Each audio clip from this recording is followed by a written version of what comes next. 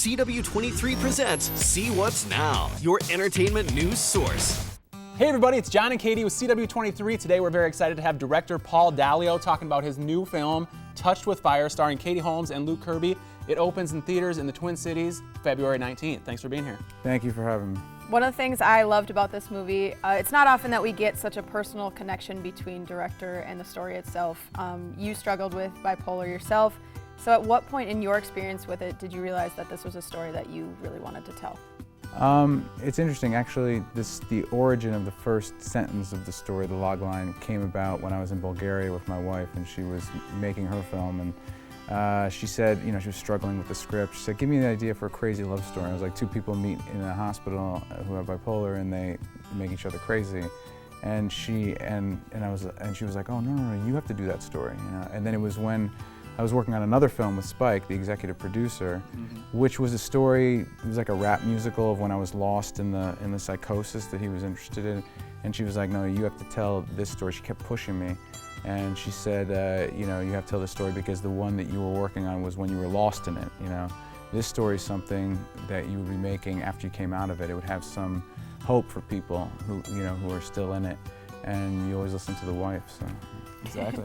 You use a lot of different colors to create different moods and emotions in this film, and you shot the manic scenes in film. Tell us why you did that.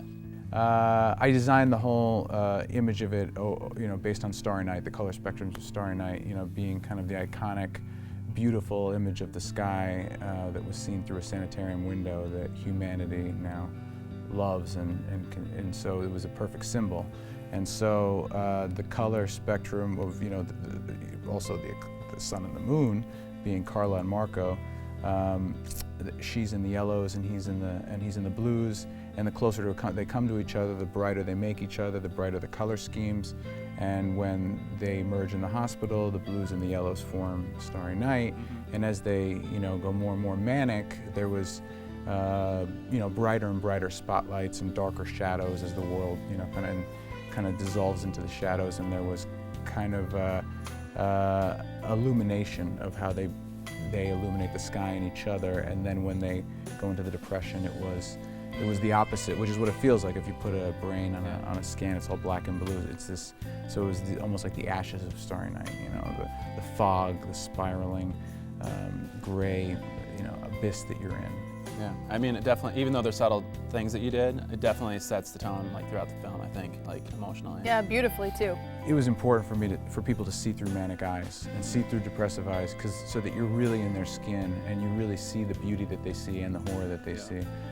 So that when you look at these people, you're seeing them through a lens of compassion. You don't see them from the outside. If you look at someone who's homeless in the street, who's got bloodshot eyes, who's a crazy stare looking up at the sky, you might not see that same view that Van Gogh saw through his sanitarium window.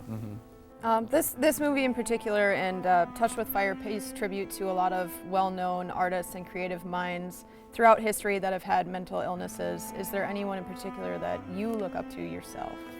Well, to me, Van Gogh is the perfect example of an icon, because he gave humanity their most beloved image of the sky that they go to the MoMA to see, and it was seen through a sanitarium window.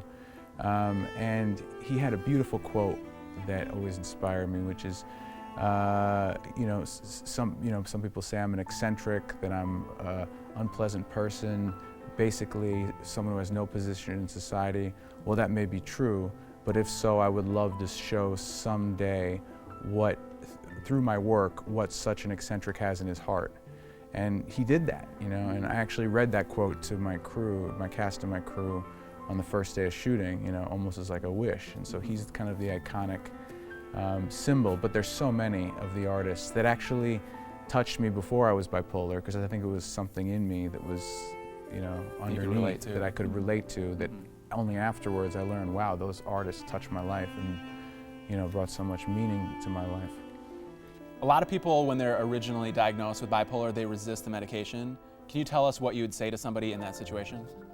It's a mix of the world viewing these people through a medical book lens, through these clinical eyes, which makes these people want to hide in the shadows and makes these people restrict their gifts. And if they knew that those could be gifts. You imagine the difference if a doctor says, you know what,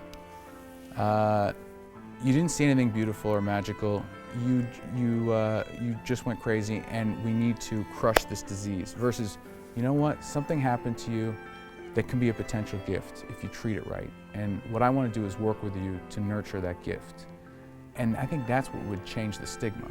So the work that I've done now is much, much more profound than before bipolar. And that's why I think it's important for people who have it to know that, so they have a little more hope than just getting by. Mm-hmm. They have the hope that maybe something good can come out of this. Yeah. Maybe I'll be better off for it. Mm-hmm.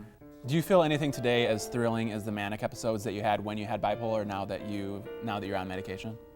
Yes, this is important, I think, of why it's great to have an artistic outlet, because the artistic outlet allows you to resurrect the magic that you experience when you're in the mania and the meaning of the depths of the darkness, and make something out of it that almost resurrects the magic and preserves it in something that you can carry around with you for the rest of your life.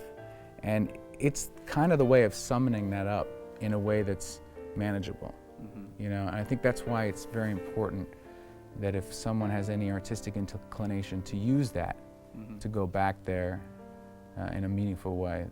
Well, we can't wait to see what you have in the future, Paul. Thank you for being here. This film was incredibly unique, and we both loved it. Everyone, make sure you check out Touched with Fire in theaters nationwide February 19th.